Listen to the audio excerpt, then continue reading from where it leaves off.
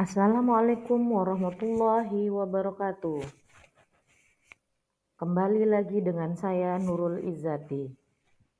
Halo anak-anakku semua, apa kabar? Semoga kalian tetap sehat selalu dan semangat dalam belajar.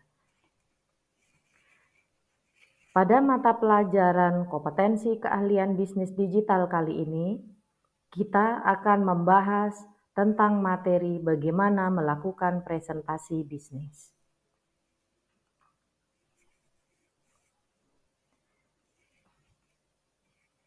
Dalam melakukan presentasi bisnis, itu tidak hanya berbentuk presentasi yang diselenggarakan pada forum khusus yang dihadiri oleh klien untuk suatu proyek bisnis tertentu, tetapi seorang tenaga penjual juga melakukan presentasi bisnis, yakni ketika ia menjelaskan tentang keunggulan suatu produk kepada calon konsumennya.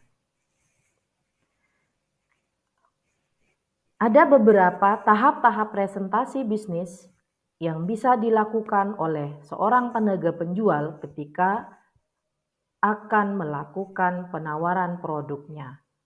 Tahap-tahap presentasi bisnis ada 5 bagian. Bagian yang pertama, ketika melakukan presentasi bisnis, maka seorang penjual harus mengenali audiensnya. Kemudian bagian yang kedua, menyusun presentasi. Bagian yang ketiga, mempersiapkan bagaimana menyampaikan presentasi. Bagian yang keempat, menyampaikan presentasi. Dan bagian yang kelima, menutup presentasi. Mari kita bahas satu persatu tahap-tahap presentasi bisnis. Bagian yang pertama, mengenali audiens. Ketika kita akan melakukan presentasi bisnis, maka pelajarilah bagaimana audiens, atur janji dengan pelanggan, dan yang ketiga, ketahuilah seberapa lama Anda bisa melakukan presentasi tersebut. Bagian yang kedua, mulai menyusun presentasi. Dalam menyusun presentasi, ada beberapa hal yang harus diperhatikan, antara lain sebagai berikut. Yang pertama, kenali produk yang akan Anda presentasikan. Pahami apa saja keunggulan produk Anda, kegunaan produk Anda bagi calon pelanggan, serta kendala apa saja yang dapat terjadi dan solusi penyelesaiannya. Yang kedua, yang perlu diperhatikan dalam menyusun presentasi adalah hindari presentasi yang bersifat generik atau dasar. Presentasi generik adalah presentasi yang persis seragam tanpa mempedulikan perbedaan dari audiens. Contoh menghindari presentasi yang bersifat generik adalah menerapkan gaya presentasi kepada audiens remaja yang berbeda dengan presentasi kepada orang dewasa, karena targetnya sudah jelas berbeda. Kemudian, hal yang perlu diperhatikan dalam menyusun materi yang ketiga adalah gunakan materi yang menarik. Sampaikan materi Anda dengan cerita-cerita ringan, lelucon, atau pengalaman pribadi untuk memancing emosi audiens. Hal yang keempat, gunakan bahasa sederhana. Ketika melakukan presentasi, gunakanlah bahasa yang sederhana, jelas, dan mudah dimengerti oleh audiens. Yang kelima, siapkan poin-poin presentasi.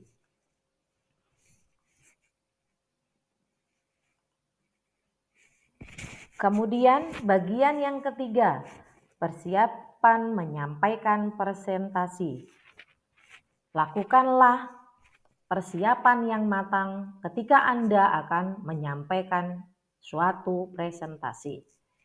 Hal-hal yang bisa dilakukan dalam menyampaikan atau menyusun materi presentasi, yang pertama adalah lakukan latihan presentasi. Latihan presentasi bisa Anda lakukan dengan teman atau rekan kerja.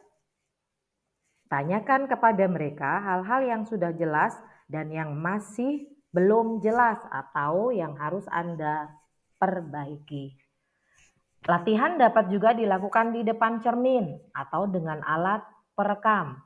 Perbaikilah jika masih ada yang kurang pas. Lalu ulangi lagi untuk melihat apakah ada kemajuan atau tidak. Latihan presentasi yang ketiga, itu semakin banyak Anda melakukan latihan, maka penguasaan materi akan semakin matang. Persiapan dalam menyampaikan presentasi yang kedua, Anda bisa melakukan konfirmasi waktu dan lokasi. Hubungi pelanggan atau klien untuk melakukan konfirmasi sehari atau 2 hari sebelum pelaksanaan presentasi. Yang kedua, konfirmasikan juga siapa saja yang akan hadir, seperti apakah pimpinan utama perusahaan juga ikut hadir atau ada orang dari divisi lain yang juga hadir.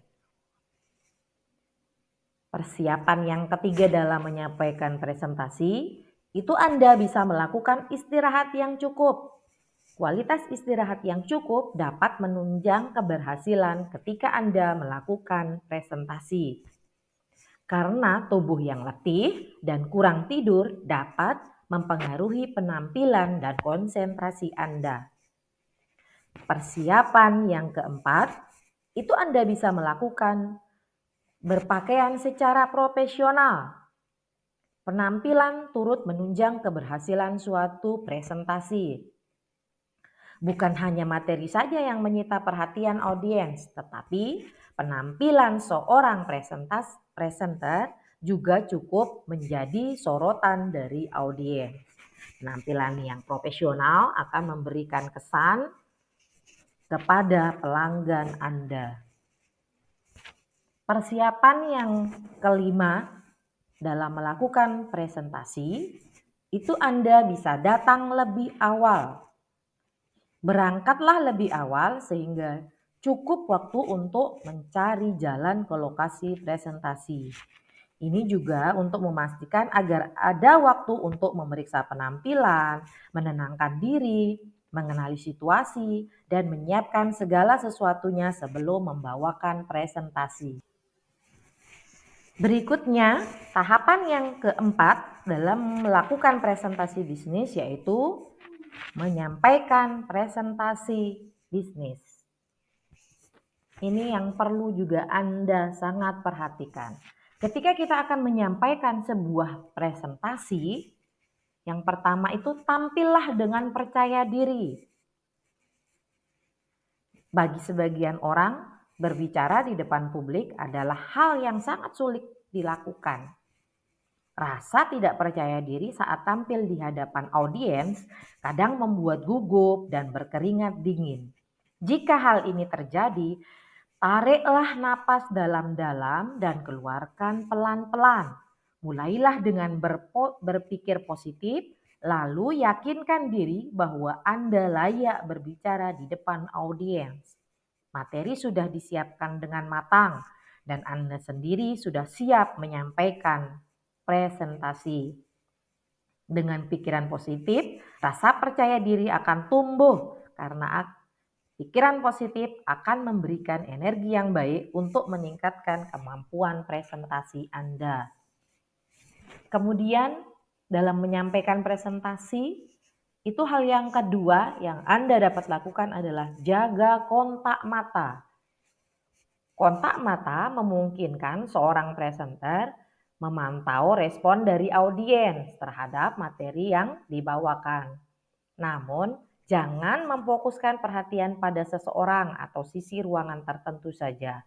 Pandanglah audiens secara keseluruhan selama presentasi. Dengan demikian, ada perhatian secara merata kepada seluruh audiens. Memang kadangkala pada suatu presentasi bisnis ada beberapa orang sebagai pengambil keputusan. Namun seorang presenter yang bijak tidak hanya menitip beratkan perhatiannya pada orang-orang tersebut saja, tetapi kepada seluruh audiens. Karena para pengambil keputusan biasanya berkonsultasi dengan orang-orang pada level di bawahnya yang mungkin saja menghadiri presentasi tersebut. Berikutnya, dalam menyampaikan presentasi, sampaikanlah presentasi dengan tempo yang benar. Kontras dan interaksi diperlukan untuk menghindari presentasi yang monoton. Kontras berarti ada kalanya seorang presenter berbicara dengan tempo yang cepat, ada juga dengan tempo lambat. Ada kalanya berbicara dengan antusias dan ada juga saatnya berbicara dengan santai dan bersahabat. Sementara itu, interaksi berarti menciptakan dialog dengan audiens. Salah satu cara yang sering dilakukan adalah dengan mengajukan pertanyaan kepada audiens. Tujuannya adalah untuk memancing respon dan sekedar berinteraksi dengan audiens sehingga presentasi menjadi hidup. Tahapan yang kelima dalam melakukan presentasi adalah menutup presentasi. Dalam presentasi, pembukaan presentasi bertujuan mendapatkan kesan awal positif. Sedangkan dalam penutupan presentasi, itu tujuannya adalah agar audiens ingat dan melaksanakan pesan yang disampaikan. Dalam melakukan sebuah presentasi, jika tujuan presentasi Anda adalah penawaran sebuah produk, setelah selesai melakukan presentasi, yang seharusnya Anda lakukan adalah sebagai berikut. Yang pertama, jelaskan langkah-langkah selanjutnya yang harus dilakukan audiens. Contohnya, arahkan audiens untuk melakukan pembelian. Yang kedua, buat janji untuk tindak lanjut setelah pelanggan sudah sempat menimbang-nimbang. Yang ketiga, berikan masa uji coba gratis, lalu jaga hubungan dengan audiens dan jangan hilang begitu saja. Kemudian yang kedua, negosiasi dengan pelanggan. Negosiasi atau tawar-menawar dengan pelanggan. Jika calon pelanggan menolak produk yang Anda tawarkan, lakukan negosiasi untuk mendapatkan kata iya. Atau minimal dapatkanlah kata mungkin dari audiens. Kemudian dalam menutup presentasi yang ketiga, itu terima penolakan dengan lapang dada. Jika setelah Anda melakukan negosiasi, calon pelanggan tetap menolak produk yang Anda tawarkan, maka terimalah hal tersebut dan hormati keputusan pelanggan Anda. Kemudian yang kedua, terima penolakan dengan lapang dada dan berterima kasihlah atas waktu yang sudah diberikan. Selanjutnya, hal keempat yang dilakukan dalam menutup presentasi adalah mintalah rujukan.